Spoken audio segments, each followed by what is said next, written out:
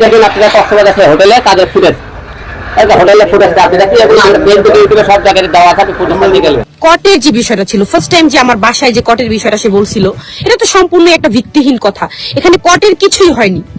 যেখানে আমার ফ্যামিলি বাসা, আমার কোয়ার্টিস্ট, আমার হচ্ছে কলিগ যেতেই পারে, সে তো আমার একটা কলিগ ছিল তখন, তাই না? তো সে সেখানে কট সাজাইছে, সেটা কিন্তু কটের কোনো বিষয় ছিল না। কক্সবাজার গেছি, এখন একটা কাজের বিষয় গেছি, সেখানে সে কট বানাইল। স্ত্রী রিয়ামণি এবং তার কথিত প্রেমিক ম্যাক্স অভির বিরুদ্ধে বগুড়া সদর থানায় ও আদালতে মামলার প্রস্তুতি নিচ্ছেন আলোচিত content creator hero Alam. Hero Alam জানান, তিনি রিয়ামণি ও ম্যাক্স অভির বিরুদ্ধে অপহরণ ও মানহানির অভিযোগ এনে দুটি মামলা করতে চলেছেন। এর মধ্যে বগুড়া সদর থানায় একটি অভিযোগ দায়ের করা হয়েছে। আদালতে মামলার প্রস্তুতি চলছে। হিরো আলম বলেন, ম্যাক্স অভি ও রিয়ামণি অবৈধ কাজ করেছে।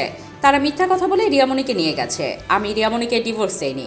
রিয়ামণি আর ম্যাক্স অভি বন্ধু হলে তাদের কক্সবাজারে যেতে হবে কেন?